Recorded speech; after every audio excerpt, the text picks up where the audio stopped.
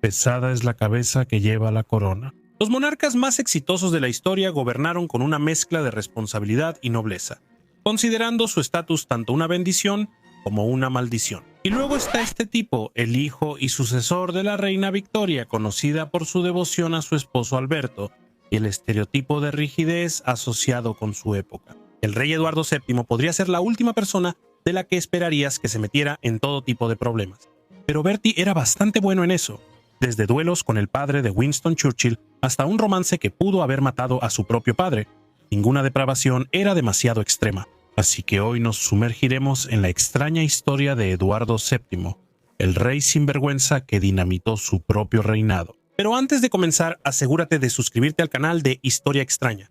Después de eso, deja un comentario y dinos sobre qué otros monarcas locos te gustaría escuchar. ¿Listo para Eddie?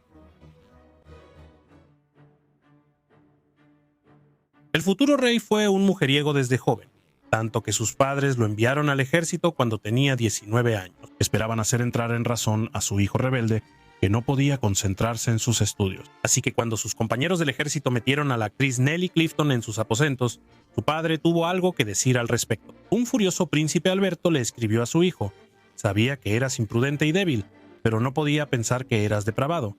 Ya sabes, cosas típicas de papá. Cuando Alberto murió de fiebre tifoidea solo unas semanas después, una angustiada reina Victoria culpó a su hijo diciendo que Alberto murió con el corazón roto a causa del comportamiento de Bertie. Si esta historia fuera sobre cualquier otra persona, tal vez el joven Bertie se habría enderezado y habría hecho lo correcto. Eso no fue lo que pasó. La muerte de su padre solo hizo que sus tendencias salvajes fueran aún más extremas. Clifton no fue el único romance escandaloso de Bertie. Además de los innumerables burdeles franceses que frecuentaba, las conquistas de Bertie incluían actrices, chicas pin-up, socialites e incluso aristócratas. Una aventura resultó en que Bertie fuera citado a declarar en el divorcio de Sir Charles Mordaunt, 10º baronet, después de que la esposa del baronet confesara un encuentro con el entonces príncipe. ¿Que tus asuntos se ventilen así en el tribunal? Mordaunt, sin duda. El rey Eduardo VII de Inglaterra, también conocido como Bertie, era hijo de la reina Victoria y el playboy más épico de su época. Era un verdadero Casanova, seduciendo mujeres por doquier. Incluso mandó a hacer muebles especiales, una chaise de volupté, para poder encontrarse con varias mujeres al mismo tiempo. Hoy en día a eso les las llamamos camas de agua. Por supuesto, los playboys por excelencia tienen las formas más originales y únicas de entregarse a sus comportamientos depravados, y el futuro rey Eduardo VII no era la excepción. Bertie tenía su propia habitación en el famoso burdel parisino, Le Chaban, y en esta habitación había una bañera de cobre decorada con criaturas que eran mitad cisne y mitad mujer, como un centauro cisne, un cisne tauro, ya entiendes. Bertie era conocido por disfrutar bañarse en la tina después de llenarla con champaña y mujeres. No envidiamos a la persona que estaba obligada por ley a limpiar esa bañera, pero no podemos negar que el rey era creativo. Además de la tina de cisne, Bertie tenía otro mueble interesante, un sofá de amor. No, literalmente, un siège d'amour o silla del amor. Esta silla fue encargada directamente por Bertie y fue hecha tanto para soportar su peso, que llegó a ser tan alto ya en sus últimos años que su esposa eventualmente lo apodó Panza, como para satisfacer su deseo de entretener a varias mujeres al mismo tiempo sin tener que esforzarse mucho. Y nada es más excitante que decir: no voy a intentarlo en absoluto, chica. La silla fue diseñada con 2 asientos de brocado y 2 juegos de estribos de bronce, y esta configuración ha desconcertado a los investigadores modernos. Por decirlo menos, el profesor de historia Richard Thompson dijo: Dios sabe cómo se suponía que debía usarse. Uno la ve y levanta las cejas. Probablemente podríamos aventurar algunas suposiciones, profesor. Puede ser difícil de creer que un hombre con tantas amantes pudiera quedarse con una sola mujer durante 2 décadas, pero Alice Keppel fue la amante principal de Bertie durante 20 años completos. El romance solo terminó con la muerte de Bertie. Keppel era bastante popular entre el público, y algunos decían que hacía que el rey fuera más agradable de tratar. Era tan importante que incluso le permitieron ver a Bertie en su lecho de muerte, siendo la única amante del rey a la que se le permitió hacerlo. Sin embargo, la autora Catherine Arnold afirmó que esto no fue por la bondad del corazón de la esposa de Bertie, sino porque Keppel estaba golpeando las puertas del Palacio de Buckingham, haciendo un escándalo y exigiendo que la dejaran entrar. Dado que todas las fuentes primarias ya se han ido a ese gran siège d'amour en el cielo, nunca sabremos con certeza cuál versión es la verdadera. el legado de Keppel sigue vivo. Ella es la bisabuela de Camila de Cornualles, segunda esposa del príncipe Carlos, quien era bisnieto de Bertie. Camila notablemente fue la otra mujer durante algún tiempo antes del divorcio de la princesa Diana y Carlos. Al parecer, los escándalos reales son genéticos.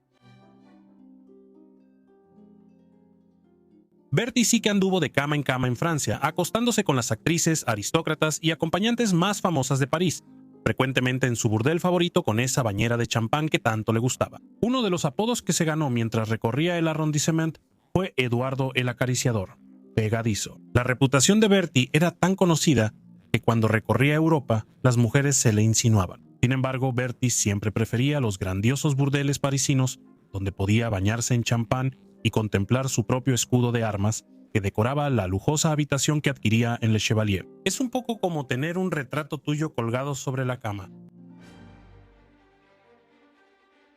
Con tantos amoríos de alto riesgo, era inevitable que Bertie se metiera en problemas por al menos uno de ellos. En cambio, se metió en problemas por muchos de ellos. Una de las mujeres con las que Bertie se acostó fue nada menos que Lady Randolph Spencer Churchill, una joven estadounidense adinerada y futura madre de Winston Churchill. Cuando su esposo Lord Randolph se enteró del asunto, intentó chantajear a Bertie. El príncipe Playboy se enojó tanto que retó a Lord Randolph a un duelo, pero había olvidado, ya sea genuina o convenientemente, que su padre había prohibido los duelos, así que el enfrentamiento nunca ocurrió. El amargado Bertie recurrió a vetar a Randolph y Jenny de la alta sociedad, lo cual, de nuevo, pudo haber sido su plan desde el principio. Es prácticamente imposible, incluso para un profesional capacitado, psicoanalizar a alguien que murió hace más de 100 años, pero estaba bastante claro que Bertie tenía muchos problemas con su madre, la reina Victoria. Y para ser justos, gran parte del mundo tenía problemas con la reina Victoria. Madre e hijo nunca se llevaron bien.